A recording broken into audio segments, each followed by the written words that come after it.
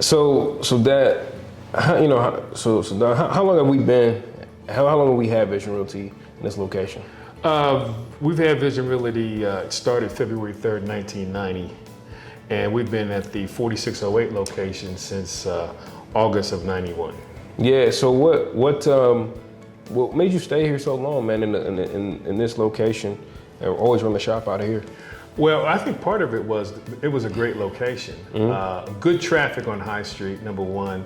I think another thing that really was attractive for me was I have parking in front of my office. You know, so when I talk to clients and I would mention my address, it wasn't about, well, where's that at or where? I said, you know, I'm north of Henderson, south of Morris Road on High Street. And everybody knows High and Broad. Those are the two major north, south, east, west places in Columbus. So that's what was attractive to me. Yeah, man, that's super cool. That was super cool. So you know, I think the location, you know, it always matters in real estate, right? Yes, location definitely matters in real estate. Yeah. Talk to me more about investing in real estate, right? A lot of people are curious about it. I mean, right now, you know, the market's crazy hot. Talk to us about why you think right now is a good or a bad time to invest. It's definitely good. Values have shot up higher than they've shot up in a significant amount of time. You know, I think over the last 2 years, we probably had 14 to 15, 16% appreciation. And in Central Ohio and the Midwest, that's highly unusual. That's more California or New York kind of prices. So, you know, there's a shortage of inventory right now, but if you can get a piece of property, I would say, you know, jump on it. And it's going to grow. Yeah. And it's been growing, and it keeps going. Yeah, and I think rents aren't going to slow down. I mean, you think about it, you know, interest rates are going up a bit, but I think that a lot of those costs ultimately fall, you know, they kind of go to the consumer, the end user, which is either going to be a home buyer or end up being a tenant. And in that case, you know, I think rent's really high here compared to how it used to be. Oh yeah, it's sky high. For people around the country, our rent is nothing. 3-bedroom, 1 bath, you know, $1,400, $1,500 a month, you know, not even in a suburban area, right? But, you know, for us locally, man, those type of homes used to rent for $900 to $1,000, and they went to $1,500 in really the last 4 years. So, yeah. I mean, but it's one of those things where, you know, still a very affordable place to live where Columbus, Ohio is, and it's a very great place to get a job. There's a lot of employment here, and and also too, there's a lot of corporations coming here and coming to Ohio in general because of the work pool and the opportunity to have decrease in their taxes, but also to live a good life, and you don't have to spend a ton of money to do so. But yeah, rents are a lot higher for those investors out there. It does make sense. And speaking of employers coming to town, Intel has just made a big decision to come, and they're going to build $30-40 billion chip plant right in Licking County. That's going to be a huge boom for our economy, and it's going to be a huge boom for the real estate market. Huge, absolutely huge. So that is what makes this place so special, and being in Columbus right now at this time. So, you know, I would say for homeowners, people wanting to buy a house and or investors, it's a good time to own, and you should own, because even as rates start to hit 5%, that's still low if we look at the total history of interest rates. Can you take us through some of the history of interest rates during your career? Yeah, we can do that. You know, I started back in the early 80s, and you know, when I first got into business, rates were 7%, which sounds high today, but you know, it was equivalent to 3 or 4% back then. And so within, gosh, I think maybe 18 months, it went from 7 to 17. And it was a constant climb. Prime rate was 22.5%. And, you know, basically the economy was almost at a standstill. So, you know, it took a while for it to... How long was it like that? Well, it didn't. I remember in 1984, I believe, they came out with what they call Ohio bond money, or first-time home buyers money, and the rate was 9.98, and we was jumping up and down because it was a single digit. And it wasn't much under single digit, but it was single digit. And folks were lined up, camped outside the bank, so they had to register for that money. So it was something else, but it took a while for it to float down, but it started floating down. I would say probably a good 8-9 years to get back under the 7% where we were. Yeah, and it's kind of ebbed and flowed 7 to 10% since that time up until 2012.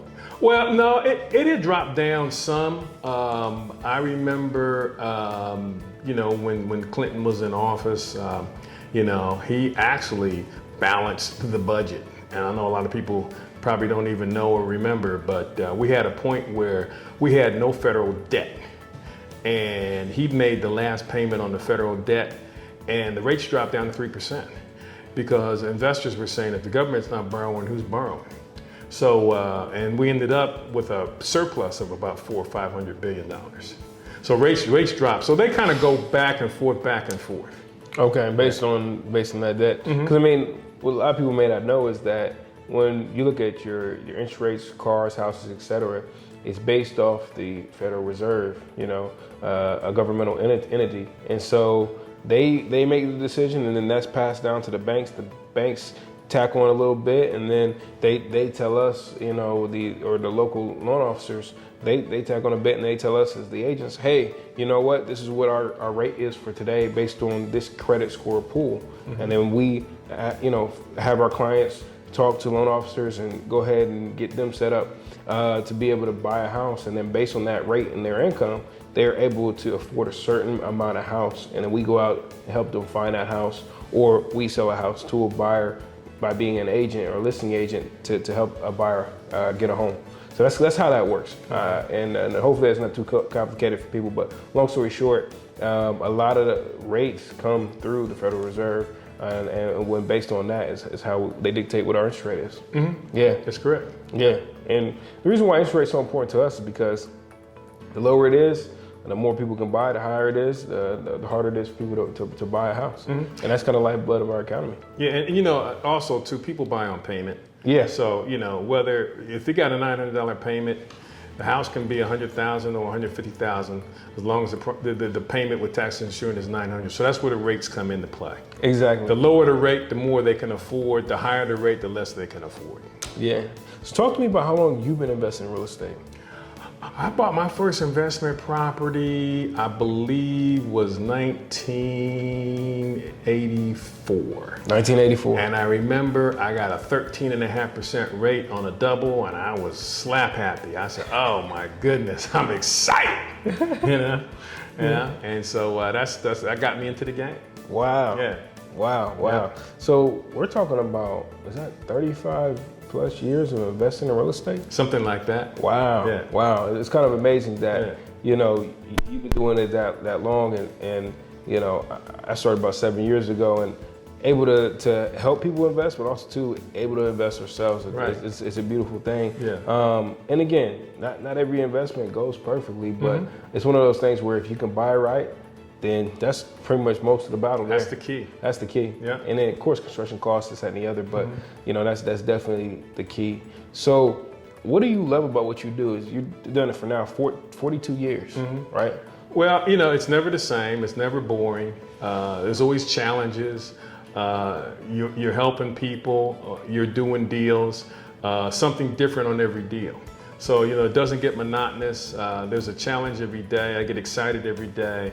Wake up in the morning ready to go. Let's see what we got to do this day to try to make it happen. So it's perpetual motion all the time. So, it just gets my juices flowing, and I love what I do. Talk to us about the importance of doing what you say you're going to do, right? Oh, you got to follow through and follow up, and you got to commit, and you got to, be consistent. I think that's the biggest thing. You got to be consistent.